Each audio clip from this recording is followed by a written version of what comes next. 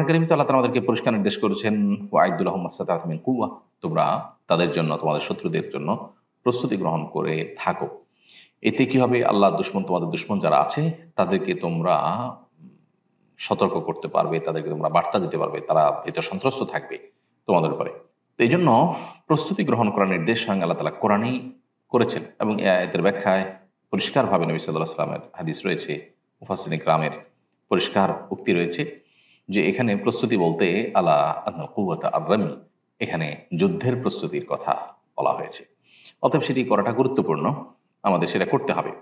বিশেষ করে আমরা প্রত্যেকটা মানুষই, বিশেষ করে যারা মুসলমান, তারা তাদের জীবনকে আল্লাহর উদ্দেশ্যে নিবেদন করা এবং শাহাদাতের মৃত্যুর তামান্না করা, এটা তাদের জীবনে অন্যতম স্বপ্নের জায়গা। আজকের পৃথিবী আমাদেরকে, জেহাদকে আমাদের কাছে এমনভাবে তুলে ধরেছে যে জেহাদ মানেই বা আল্লাহর জন্য লড়াই করা মানেই হলো সন্ত্রাস, নাউজুবিল্লাহ। যার কারণে অনেক মুসলমানও আমরা দ্বিধাদ্বন্দ্বে ভুগি এ ব্যাপারে, এবং আমরা বিভ্রান্তিতে পড়ে যাই, অনেকে ঈমান হারা হওয়ার মতো অবস্থায় চলে যাই। এটা ঠিক যে জেহাদের নামে যদি কেউ অন্যায় করে, সন্ত্রাস করে, সেটা তো সন্ত্রাস অবশ্যই নিষিদ্ধ। বাট জেহাদ যদি এই যে আপনার জেহাদ, যে কোরআন সুন্নাহ যে জেহাদের কথা বলেছে, সেই জেহাদ যদি হয় তো সেটা কেন সন্ত্রাস হতে যাবে?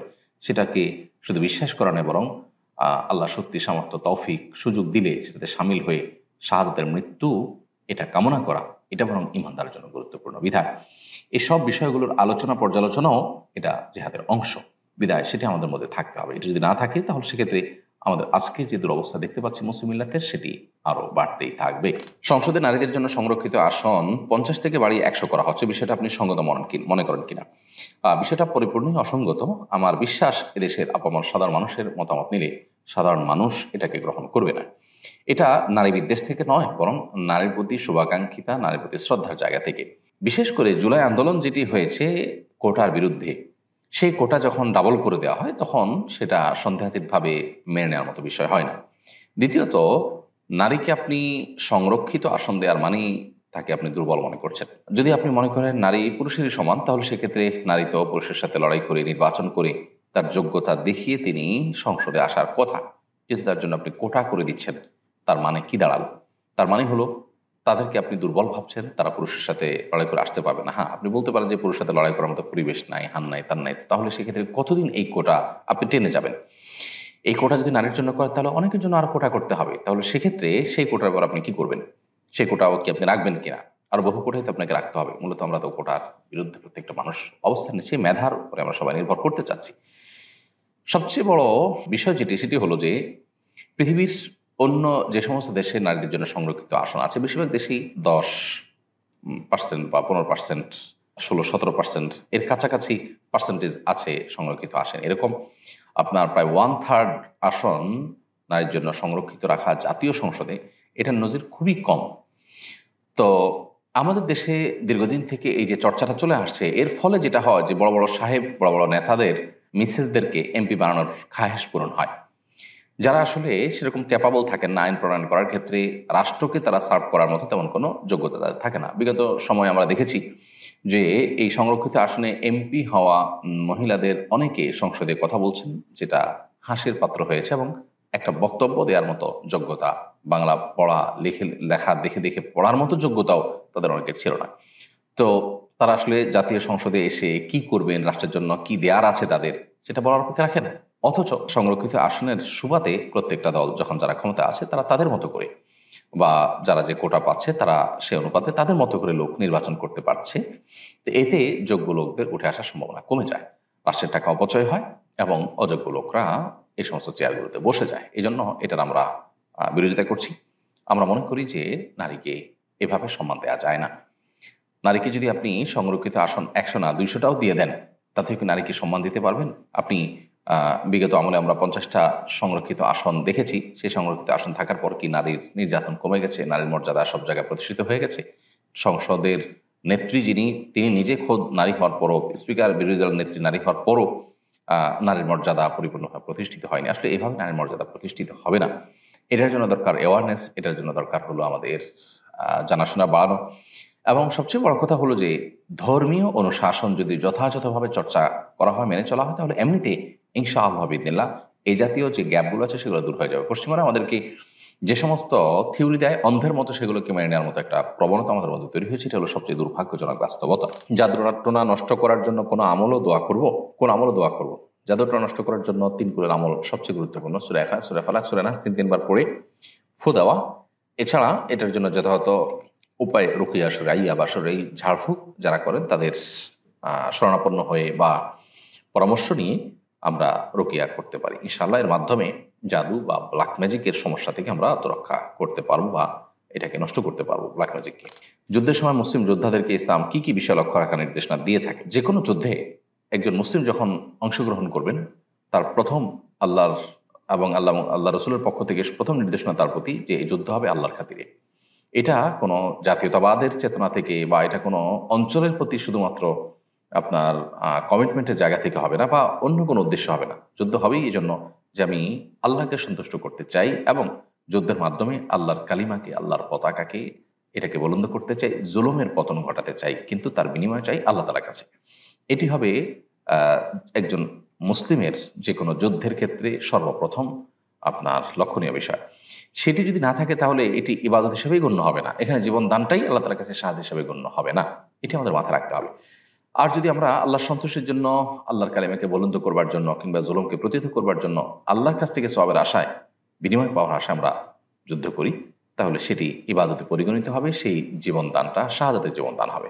এর বাইরে যে কোনো যুদ্ধের ক্ষেত্রেই নবী করিম সাল্লাল্লাহু আলাইহি ওয়াসাল্লামের কমন কিছু নির্দেশনা আছে। এর ভিতরে একটা হলো যে তিনি আমাদেরকে যুদ্ধক্ষেত্রেও অমানবিক আচরণ করতে নিষেধ করেন, পৈশাচিক আনন্দ উল্লাস করতে নিষেধ করেন এবং প্রতিপক্ষের কোনো মানুষ মারা গেলে তার লাশ নিয়ে পৈশাচিক আনন্দ করা, সেখানে কাটাছেঁড়া করা, সেটাকে টুকরা বিটুকরা করা কিংবা সেটাকে নিয়ে সেখানে বিকৃত করা, এগুলো সবগুলো কিন্তু নবী সাল্লাল্লাহু আলাইহি ওয়াসাল্লাম আমাদেরকে নিষেধ করেছেন। তার পাশাপাশি নারী এবং শিশু, বৃদ্ধ এবং বিভিন্ন উপাসনালয়ে উপাসনারত মানুষদেরকে হত্যা করতে নবী সাল্লাল্লাহু আলাইহি ওয়াসাল্লাম নিষেধ করেছেন। অতএব সে সমস্ত নিষেধাজ্ঞাগুলোকে মেনে একজন মানুষকে রণাঙ্গনে কাজ করতে হবে যদি তিনি মুসলিম হয়ে থাকেন। আপনার এই বছরের হজের অভিজ্ঞতা সম্পর্কে জানাবেন। আগামী বছর হজ করার নিয়ত করেছি, আপনার অভিজ্ঞতার আলোকে জানাবেন কিভাবে প্রস্তুতি নিতে পারি। এবছর হজের অভিজ্ঞতা খুবই ভালো আলহামদুলিল্লাহ।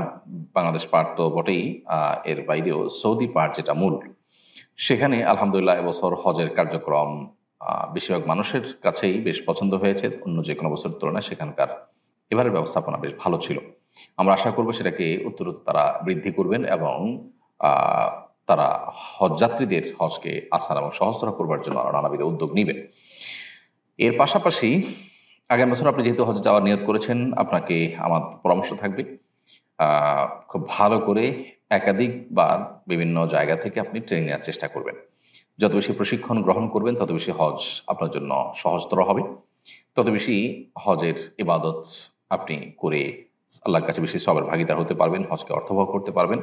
এই জিনিসটা আমাদের অনেক হাজী সাহেবরা করেন না। সব রকম প্রস্তুতি নেন কিন্তু হজের আগে সঠিক গাইডলাইন নেওয়ার জন্য যে প্রশিক্ষণ প্রয়োজন সেই প্রপার প্রশিক্ষণ অনেকে নিচ্ছেন না, এটা ভুল। তো আমি আপনাকে অনুরোধ করবো সেই কাজটি করার জন্য।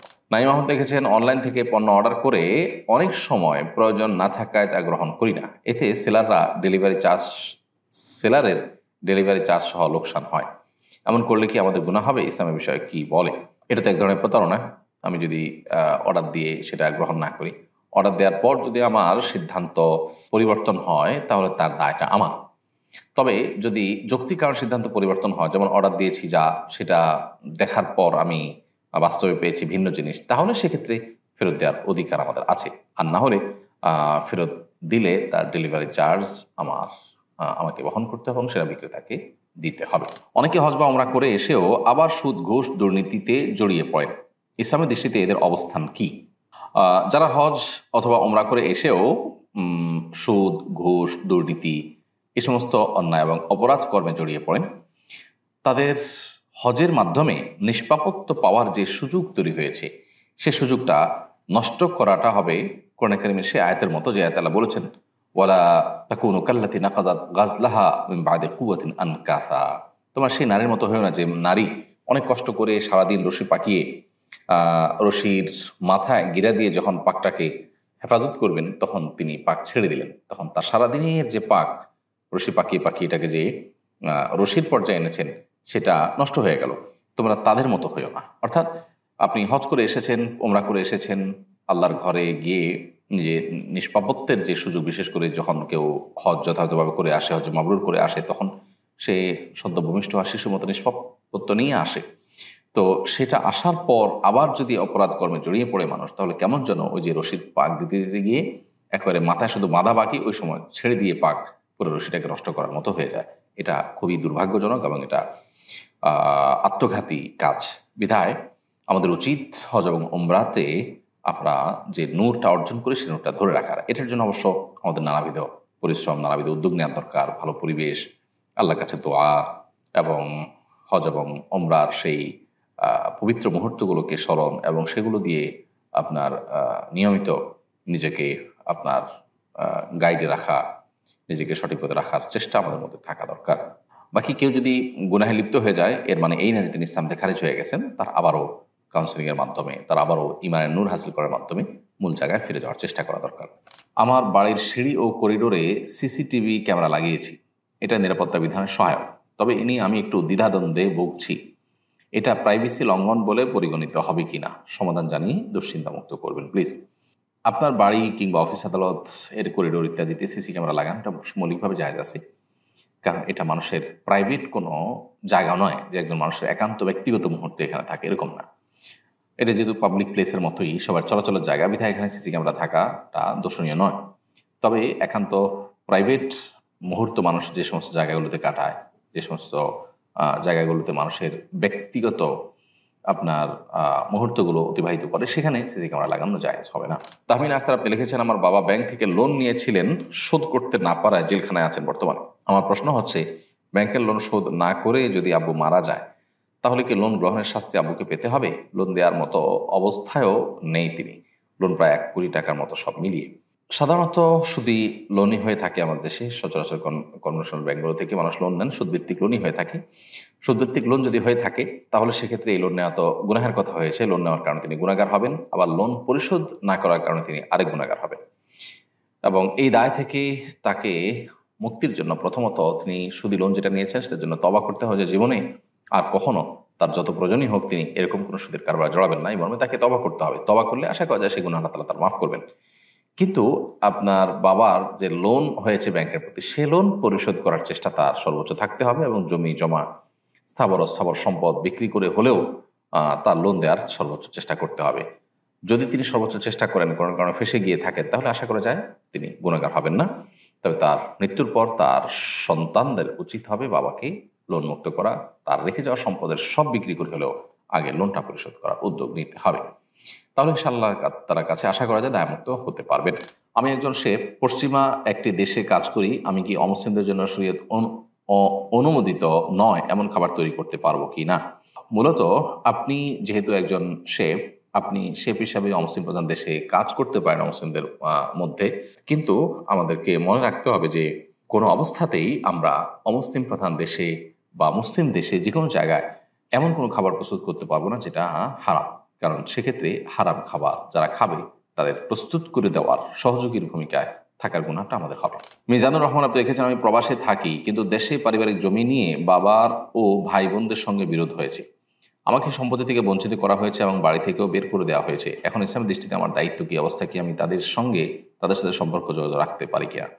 তারা আপনার প্রতি যে জুলুম করেছে সেটা অন্যায় এবং সেই অন্যায়ের বিরুদ্ধে আপনি প্রতিকার পাওয়ার জন্য যে কোনো যথাযথ উদ্যোগ গ্রহণ করতে পারেন, সে অধিকার আপনাকে ইসলাম দিয়েছে। কিন্তু একই সাথে আপনি তাদের সাথে আত্মীয় হিসাবে মিনিমাম সম্পর্ক বজায় রাখার চেষ্টা আপনার করা দরকার। তারা আপনার প্রতি জুলুম করেছে দেখে আপনি তাদেরকে ছিন্ন করে থাকবেন, এমনটি করা উচিত নয়। কারণ বিষয়ে সহিহ বুখারীর বিখ্যাত হাদিস রয়েছে নবী করিম সাল্লাল্লাহু আলাইহি ওয়াসাল্লাম থেকে, যেটা আব্দুল্লাহ ইবনে ওমর রাদিয়াল্লাহু তাআলা বর্ণনা করেছেন, যে নবীজি আলাইহিস সালাম বলেছেন, লাইসাল ওয়াসিলু বিল মুকাফি, যে ব্যক্তি আত্মীয় হিসাবে কেউ কোনো কিছু দিলে সে সমান সমান দেয়, এই ব্যক্তি আত্মীয়তার সম্পর্ক রক্ষাকারী নয়। এটা তো বিনিময় দেওয়া, এটা তো যে কোনো মানুষের প্রতি আমরা করবো হাল জাযাউল ইহসান বিল ইহসানের উপর আমল করে, যে কেউ আমার প্রতি ইহসান করেছে আমি ইহসান করবো, এটা তো সাধারণ মানুষের জন্য প্রযোজ্য। কিন্তু যারা আত্মীয় হবেন তাদের জন্য হলো আত্মীয়তার সম্পর্ক ছিন্ন করার পরিবর্তে আত্মীয় সম্পর্কে রক্ষা করা। ওয়ালাকিন্নাল ওয়াসিল আল্লাযী ইযা কুতিআত রাহিমুহু ওয়াসালাহা, মূলত আত্মীয়তার সম্পর্ক রক্ষাকারী হলো সে যে ব্যক্তি আত্মীয়তার সম্পর্ক রক্ষা করলেও সে বরং সেখানে আরো সম্পর্কটাকে জোড়া দেওয়ার চেষ্টা করে। সম্পর্কটাকে ভালো করার চেষ্টা করে, বিধায় সেই চেষ্টাটা আমাদের থাকতে হবে।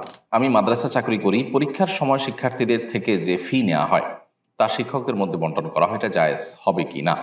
হ্যাঁ ভাই জুবায়ের, এটি জায়েজ, এটি না জায়েজ হওয়ার কোনো কারণ নাই। কারণ পরীক্ষা কেন্দ্রিক যে ব্যস্ততা আছে, শিক্ষকদের সেই ব্যস্ততা, অতিরিক্ত সময় খাতা দেখতে হয়, তাদের ডিউটির বাইরে তাদেরকে কাজ করতে হয়, সব মিলিয়ে এই সময়ের যে তাদের পরিশ্রম করতে হয়, সেই পরিশ্রমের পারিশ্রমিক হিসাবে টাকাটা নিয়ে তাদের মধ্যে বন্টন করা হয়, এটি সম্পূর্ণ জায়েজ, এটি না জায়েজ হওয়ার কোনো কারণ থাকতে পারে না। আহমেদ আইডি থেকে আপনি লিখেছেন, আমেরিকান, অস্ট্রেলিয়ান পাত্র কিংবা পাত্রী বিবাহ করে ওইসব দেশে সেটেল হওয়া জায়েজ হবে কিনা? প্রথম কথা হলো যে আপনি যে কোনো দেশে সেটেল হবেন, সেই সেটেল হওয়াটা যদি হয় অমুসলিম প্রধান এলাকাতে, তাহলে সেখানে শুধুই জাগতিক কারণে একটু উন্নত জীবনযাপন করার জন্য সেটেল হতে গেলে সেটি নাজায়েজ হবে। কারণ নবী করিম সাল্লাল্লাহু আলাইহি ওয়াসাল্লাম বলেছেন, আনাবারি অমিকুল্লি মুসলিমিন মুকিমিন বাইনা আযহুরিল মুশরিকিন, যে মুসলিম মুশরিকদের মধ্যে, কাফিরদের মধ্যে বসবাস করে তার ব্যাপারে আমি মুক্ত, তারপরে কোনো দায়িত্ব আমি গ্রহণ করবো না। অর্থাৎ সে বেঈমান হয়ে যাক অথবা তার ঈমান পরিবেশের কারণে প্রভাবিত হয়ে নষ্ট হয়ে যাক, এবারে কোনো দায়িত্ব নবী সাল্লাল্লাহু আলাইহি ওয়াসাল্লাম নেবেন না। খুবই ভয়াবহ একটি ব্যাপার। তো এই জন্য অমুসলিম প্রধান এলাকাতে বসবাস করলে আমাদের উদ্দেশ্য হতে হবে প্রথমত সাময়িক পড়াশোনা, ব্যবসা বাণিজ্যের জন্য বসবাস, অথবা স্থায়ী বসবাস হলেও সেখানে আমাদের উদ্দেশ্য হয় মূলত দিন প্রচার, দাওয়াতি কাজ, আল্লাহর দিনকে সেখানে রিপ্রেজেন্ট করা, মানুষের কাছে পৌঁছে দেওয়া। এটা যখন আমাদের টার্গেট হবে তখন আমরা নিজেরা সিরিয়াস দিনদার হব এবং আমাদের ঈমান আমলকে হেফাজত করতে পারবো। বহু মানুষ আছেন যারা এ সমস্ত পরিবেশে গিয়ে নিজেদেরকে হারিয়ে ফেলেছেন, তারা কুফুরির যে স্রোত, সে স্রোতে ভেসে গেছেন এবং ঈমান হারা হয়ে গেছেন। অনেকে নিজেরা টিকতে পারলেও তাদের পরবর্তী জেনারেশন ধ্বংস হয়ে গেছে, আবার অনেকে দ্বিতীয় জেনারেশনকে টেকাতে পারলেও তৃতীয় জেনারেশন নষ্ট হয়ে গিয়েছে। এই জন্য এ সমস্ত জায়গায় যেতে হবে মূলত দিনই চেতনা থেকে। দিনই চেতনা থেকে যদি কেউ যান, তাহলে সেভাবে তার সন্তানদেরকে, তার সন্তানদেরকে এভাবে প্রজন্ম পরম্পরা তারা টিকিয়ে রাখতে পারবেন এবং নিজেদের ঈমান আমল টিকিয়ে তারপর দাওয়াতি কাজ করার স্কোপ তখন তৈরি হবে যখন তাদের মূল উদ্দেশ্যই হবে দাওয়াত। অতএব সেই চিন্তা ছাড়া শুধু পার্থিব ভালো জীবন অতিবাহিত করার জন্য মূলত এরকমটি করা সঠিক হবে না।